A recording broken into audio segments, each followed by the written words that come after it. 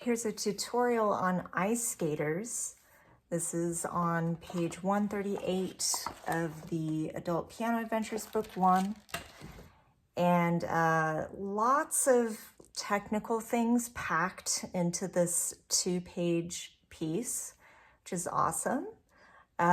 We get to practice our waltz chord patterns with 2 different chords, the 1 and the 5/7. 2 versions of the 5/7, which we'll talk about. We also get to practice scales, scale fingering. And then also we get to practice a technique called rotation. So that's super cool once you get the hang of it.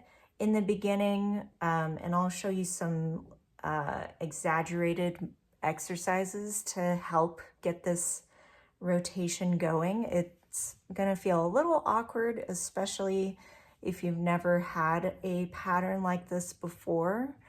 But don't worry, with slow practice, you will definitely get the hang of it in the end. All right, let's dive right in. So the first thing we're gonna talk about is the chords. So at the top of the page, it breaks it down. So we have our C chord, but we're gonna approach it with a down, up, up motion, or light as they call it. But I like down, so you're going down with your hand, and then kind of a push off, light push off. And just keeping in mind when you're doing the pinkies with the 5, that you're not using like your whole pinky or half the pinky. So really using the padding of your pinky finger to play those. So just making a note, for the first page, you're only dealing with that middle version of the 5/7 chord. That's, I'll show you. So that's right here. But then when you get to this, so measure 14, that's when you have to switch over to the B in the bass. So that's the pinky extension for the other version of the 5/7. So I would definitely circle that, or just make a mental note. That's where it changes at measure 14. Okay, and then the next thing we're gonna tackle, so we're just doing section A. So measure 1 to the fine at the top of page 2. So I'm gonna play the left hand just so that you can hear how that sounds on its own. Rest, rest, rest. 1, 2, 3. 1, 2, 3, 1, 2, 3.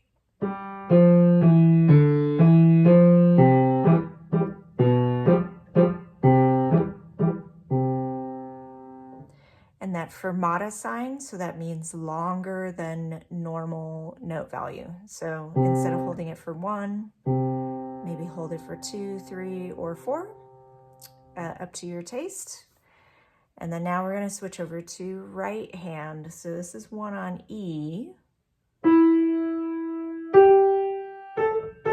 2, 3, 4, 5, 6. 2, 3, 4, 5, rest. 2,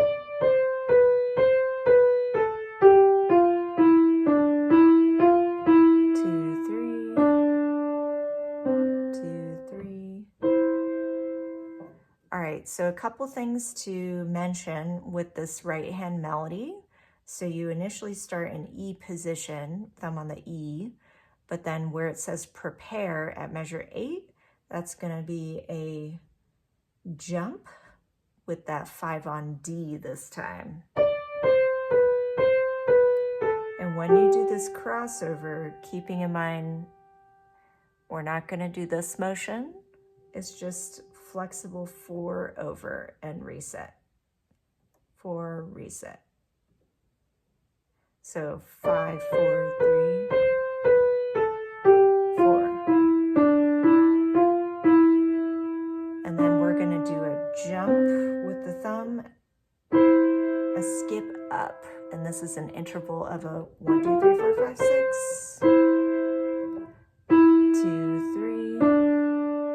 3. And skip with the thumb. All right, let's see what it sounds like together.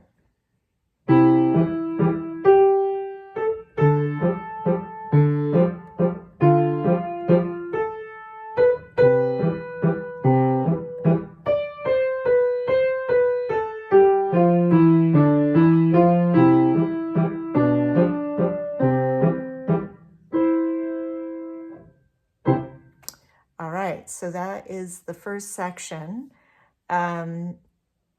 I find one way of practicing this could be, doing the left hand separate, right hand separate, putting it together. But since we are doing these 1 and 5, 7 chords, we could definitely practice it like this.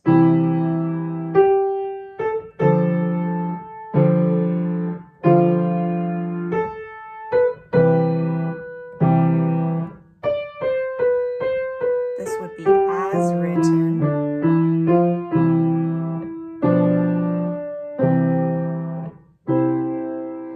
So the reasons for practicing the blocked is to get used to the chord shapes and what fingers you're using for those particular 5, 7 chords, because there's 2 different versions, but also getting used to right hand, hearing that legato as you're playing.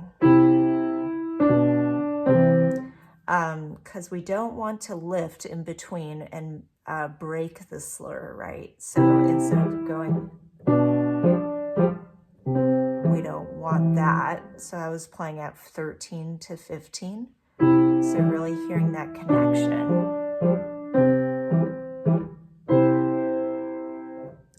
All right, we're gonna move on to the next part. So here's our little transition after the fermata. 2, switch to 1. So if we're looking at right hand, this is the part where I mentioned we're going to be focusing on rotation. So it's kind of, I like to think of it as twisting a doorknob, twisting a key, almost like jazz hands, kind of similar to that. So yeah, really utilizing the wrist, because we don't want, especially when there's patterns like this that are way longer, to kind of preserve your energy and not have your hand or arm feeling so tired after.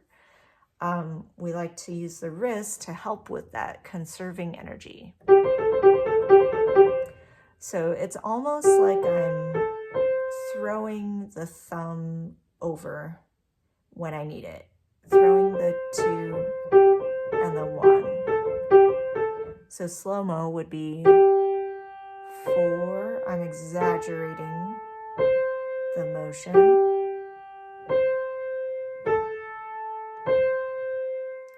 And then once you get the hang of that, you can make the motion smaller, but really take your time and be patient and really take more time doing it slowly than fast. Okay. The next pattern at 21, it's similar, 1 note different. 1, 5, 2, 5.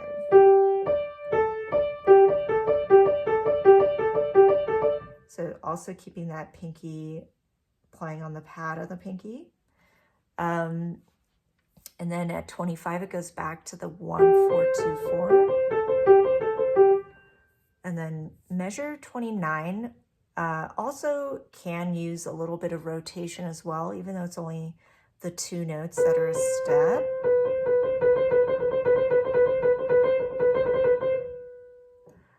So we can utilize a little bit of that as well. So this is the exaggerated motion. keeping it pretty light overall.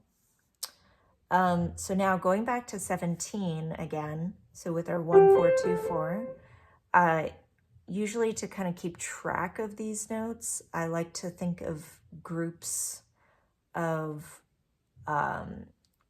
4 eighth notes is one group.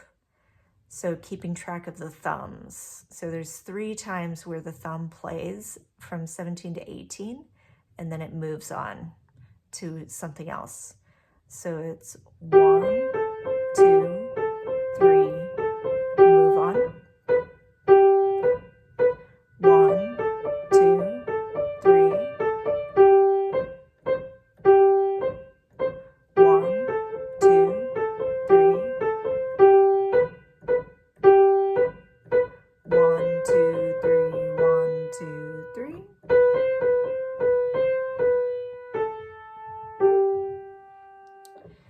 So when you're factoring in the left hand, so just got to watch out for measure 19, because normally we're used to playing on the downbeat together, but this time there's a rest followed by 2 quarters in the bass. So it's rest, rest, rest, rest.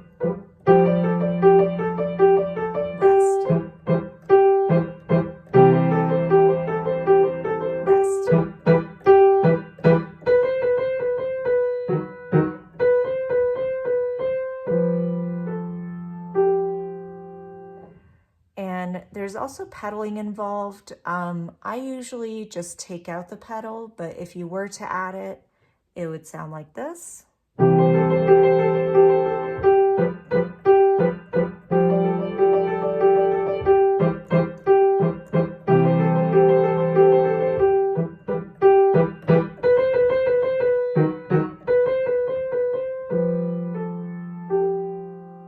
So I usually tell students just pedal optional for that, but if you really like the way it sounds, definitely go ahead and use it.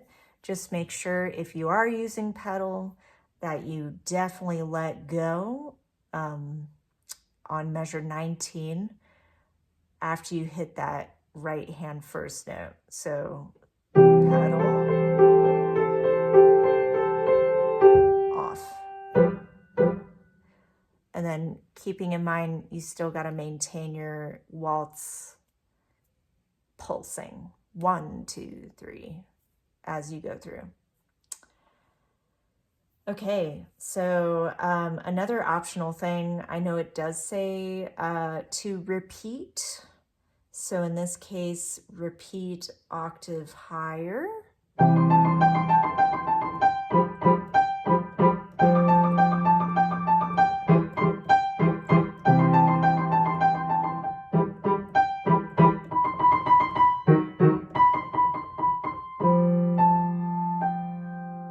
So that I also say can be optional for my students, but technically that's how it would go. So you would do measure 17 to the end of the page twice. First time here, second time here.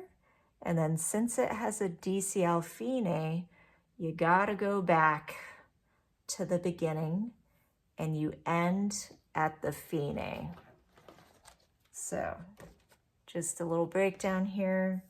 Go back to the beginning, play through. Here is your fine, right there on the fermata.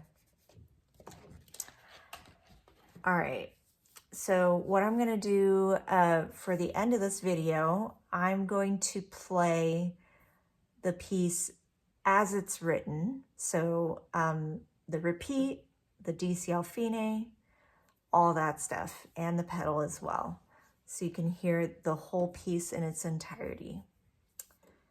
Hope you enjoy.